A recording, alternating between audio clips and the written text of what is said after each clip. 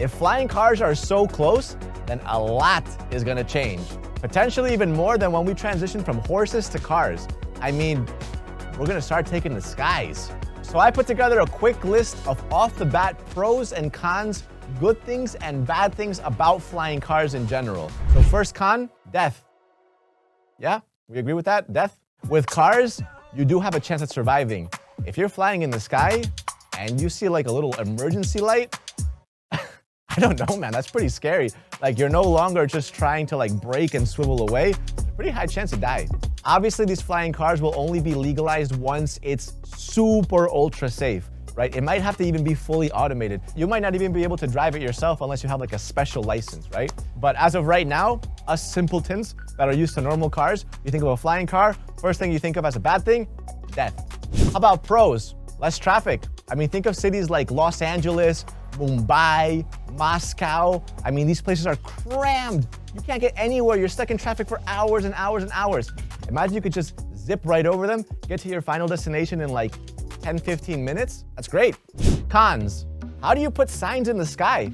I mean, seriously, do you stick them onto buildings?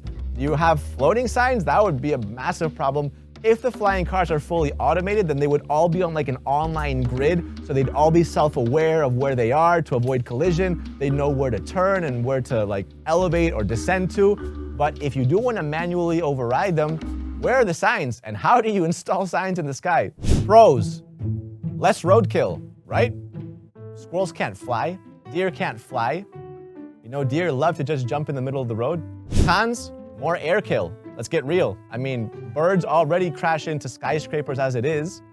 Imagine if you had a bunch of whizzing cars surrounding them. Birds would be confused as hell. Most airplanes avoid this because they're flying so high, but if you're flying at like 500 meters, for example, I don't know what the exact height will be. Yeah, you're at bird height. Birds are just gonna get wrecked. Pros, potentially lower pollution. A lot of the cars that we have right now are gas powered. I would imagine that most flying cars, if not all of them, would already be electric, kind of like a drone. The Xpeng X2 that we saw was fully electric. You actually have the charger at the front. Just press this little secret button, it popped up, and that's how you charge it. The Xpeng X2, if I'm not mistaken, would take about 3 hours to charge and will give you 35 minutes of airtime. Recommended. But the reason why I say lower pollution is because you need to travel shorter distances to get to the same destination. You know, when you're driving on the road and you want to get here, you have to like go this road, this intersection, go around, blah, blah, blah, blah, blah. A couple of stoplights, go around this edge, now go up and down, blah, blah, blah, blah, blah, and then get there.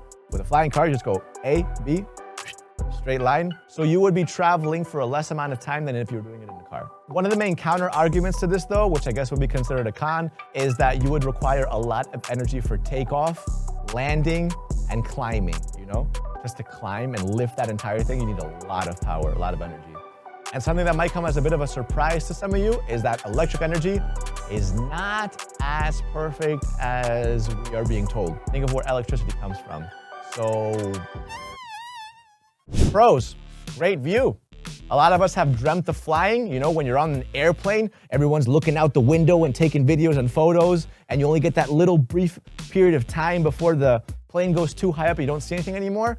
You get to pretty much control your route. It's a have a great view, you get to fly. It's pretty sick. All right, cons, expensive. Especially with the first generation of flying cars, it's not gonna be cheap. And it's not gonna be for the middle class.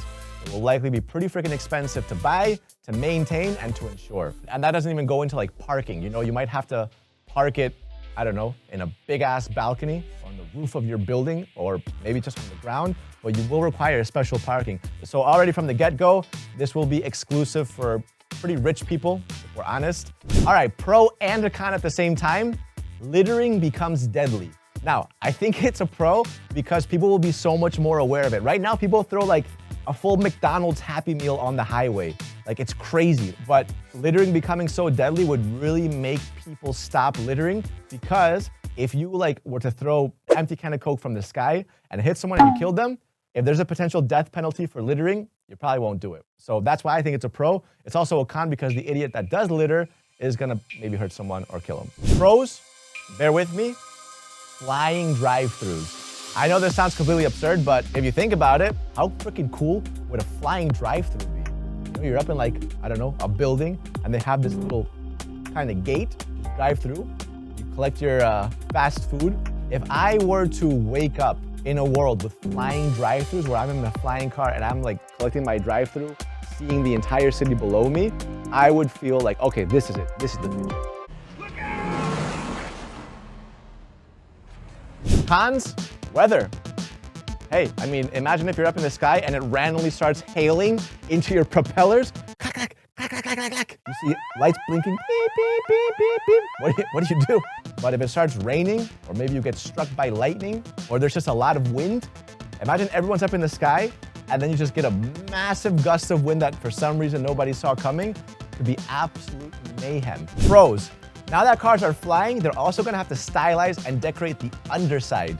You know how right now cars are on the road and the underside is like full of pipes and tubes and rust? That's because no one looks at them and they don't need to decorate it. But if a car's flying, a lot of people looking up, that's the first thing they're gonna see. So now you're gonna have to get like some sick vents going on the underside, some paint streaks, you know? Maybe a flying Rolls Royce is gonna have the coach line on the underside, you know? I don't know, I think it's pretty cool. Cons? Learning to drive it. Again, I think that most of it will be completely autonomous, but if you do want to manually drive your car, there will almost definitely be a super intense, rigorous training course to even get your license for that. I'd imagine it would be pretty much like getting your airplane license. This would probably be extremely expensive and also very, very time consuming. Pros, police chases are gonna be freaking sick. You know, right now, you go on YouTube or something and you see some police chases. They're pretty cool, you know, some people go off-road, whatever. We all love seeing them, but imagine a sky police chase. I mean, that would be freaking awesome. It would be very dangerous, by the way. I do not condone danger, violence, but a flying police chase, pretty good show. But anyways, those are the general ideas, pros and cons for flying cars. What do you guys think? What is the best part and the worst part about flying cars? Let me know, like the video, subscribe to the channel. I'll see you guys next time.